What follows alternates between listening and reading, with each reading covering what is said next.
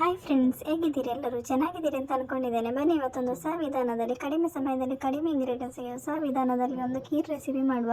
ಬನ್ನಿ ಇದನ್ನು ಮಾಡೋದು ಹೇಗೆ ಅಂತ ನೋಡೋಣ. ಇಲ್ಲಿ ನಾನು ಶಾವಿಗೆ ಮತ್ತು ಸ್ವಲ್ಪ ಸೂಜಿ ಸಕ್ಕರೆ ಇಟ್ಕೊಂಡಿದ್ದೇನೆ.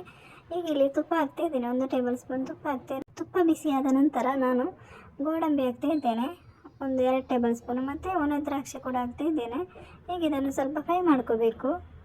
ಇದು ಫ್ರೈ ಆದ ನಂತರ ನಾನು ಒಂದು ಚಿಕ್ಕ ಗ್ಲಾಸಲ್ಲಿ ಸೂಜಿ ತಗೊಂಡಿರೋದು, ರವೆ ಚಿಕ್ಕ ಗ್ಲಾಸಲ್ಲಿ ತಗೊಂಡಿರೋದು, ಅದನ್ನು ಈಗ ಚೆನ್ನಾಗಿ ಫ್ರೈ ಮಾಡ್ಕೋಬೇಕು. ಚೆನ್ನಾಗಿ ಹುರ್ಕೋಬೇಕು ಅದನ್ನು. ಇದು ಚೆನ್ನಾಗಿ ಹುರಿಬೇಕು. ಇದನ್ನು ಮೀಡಿಯಮ್ ಫ್ಲೇಮಲ್ಲಿ ಇಟ್ಟು ಚೆನ್ನಾಗಿ ರವೆಯನ್ನು ಹುರ್ಕೋಬೇಕು. ನೋಡಿ, ಇದು ಹುರಿದಾಗಿದೆ. ಈಗ ಇದಕ್ಕೆ ನಾನು ಶಾವಿಗೆ ಹಾಕ್ತಾ ಇರೋದು. ಇದು ಹುರಿದಿರುವಂತಹದ್ದೇ ಶಾವಿಗೆ. ಇದನ್ನು ಜಾಸ್ತಿ ಹುರಿಲಿಕ್ಕಿಲ್ಲ, ಸ್ವಲ್ಪ ಬಿಸಿ ಆದರೆ ಸಾಕಿದು. ಇದು ಹುರಿದಿರುವಂಥದ್ದು, ಅದಕ್ಕೆ ಸ್ವಲ್ಪ ಇದನ್ನು ಫ್ರೈ ಮಾಡಿದರೆ ಸಾಕಾಗ್ತದೆ. ಈ ಥರ ಮೀಡಿಯಮ್ ಫ್ಲೇಮಲ್ಲಿ ಸ್ವಲ್ಪ ಇದನ್ನು ಫ್ರೈ ಮಾಡುವ.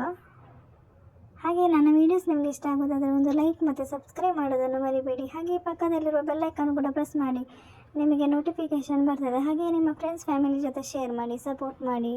ನೋಡಿ, ಇದು ಆಯಿತು, ಇದು ಸೈಡಲ್ಲಿ ಇರಲಿ. ಈಗ ಇಲ್ಲಿ ನಾನು ಹಾಲು ಹಾಕ್ತಾ ಇರೋದು, ಅರ್ಧ ಲೀಟರ್ ಹಾಲು ಹಾಕ್ತಾ ಇದ್ದೇನೆ, 1 ಪ್ಯಾಕೆಟ್ ಹಾಲು. ಈಗ ಇದಕ್ಕೆ ನಾನು ಅಷ್ಟೇ ನೀರು ಕೂಡ ಹಾಕ್ತಾ ಇದ್ದೇನೆ, 1 ಪ್ಯಾಕೆಟ್ ಹಾಲಿಗೆ 1 ಪ್ಯಾಕೆಟ್ ನೀರು ಕೂಡ. ಈಗ ಇದು ಚೆನ್ನಾಗಿ ಕುದೀತಾ ಇದೆ. ಈಗ ಇದಕ್ಕೆ ನಾನು 1 ಟೇಬಲ್ ಸ್ಪೂನಷ್ಟು ಕಸ್ಟರ್ಡ್ ಪೌಡರ್ ತಗೊಂಡಿದ್ದೇನೆ. ಈಗ ಇದಕ್ಕೆ ಸ್ವಲ್ಪ ನೀರು ಹಾಕಿ ಚೆನ್ನಾಗಿ ಕಲಸ್ಕೋಬೇಕು. ಇದನ್ನು ಚೆನ್ನಾಗಿ ಕಲಸ್ಕೋಬೇಕು. ಸ್ವಲ್ಪ ನೀರಾಗಿ ಕಲಸ್ಕೋಬೇಕು. 1 ಟೇಬಲ್ ಸ್ಪೂನ್ ಕಸ್ಟರ್ಡ್ ಪೌಡರಿಗೆ ಸ್ವಲ್ಪ ನೀರಾಗಿ ಕಲಸ್ಕೊಂಡು ಇದು ಹಾಲಿಗೆ ಹಾಕಬೇಕು. ನೋಡಿ, ಮೀಡಿಯಮ್ ಫ್ಲೇಮಲ್ಲಿಟ್ಟು ಹಾಲಿಗೆ ಹಾಕಿ ಚೆನ್ನಾಗಿ ಕಲಸ್ಕೋಬೇಕು. ಈ ಥರ ಚೆನ್ನಾಗಿದು ಕಲಸ್ಕೋಬೇಕು. ಈಗ ಇದು ಚೆನ್ನಾಗಿ ಕುದಿಬೇಕು. ಈ ಥರ ಕುದಿಬೇಕು ಚೆನ್ನಾಗಿ.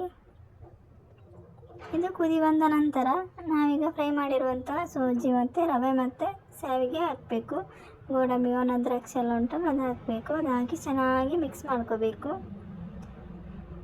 ನಾವು ಫ್ರೈ ಮಾಡಿರುವ ಕಾರಣ ಒಟ್ಟಿಗೆ ಹಾಕಿದರೆ ಏನಾಗೋದಿಲ್ಲ, ಮಿಕ್ಸ್ ಮಾಡಿದ್ರು ಅಷ್ಟೊಂದು ಏನಾಗೋದಿಲ್ಲ.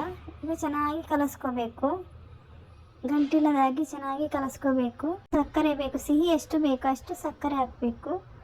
ನಾನಿಲ್ಲಿ 1 ಕಪ್ ಅಷ್ಟು ಹಾಕಿದ್ದೇನೆ. ನಿಮಗೆ ಜಾಸ್ತಿ ಬೇಕಿದ್ದರೆ ಜಾಸ್ತಿ ಹಾಕ್ಬೋದು. 1 ಕಪ್ ಕರೆಕ್ಟಾಗಿದೆ ಇದಕ್ಕೆ. ಈಗ ಚೆನ್ನಾಗಿ ಮಿಕ್ಸ್ ಮಾಡ್ಕೋಬೇಕು. ಅದ್ಭುತವಾಗಿರುವಂತಹ ಹೊಸ ವಿಧಾನದಲ್ಲಿ ಮಾಡಿರುವಂಥ ಒಂದು ಖೀರ್ ರೆಸಿಪಿ ರೆಡಿ ಆಯಿತು. ತುಂಬ ಚೆನ್ನಾಗಿ ಬಂದಿದೆ. Thank you for watching.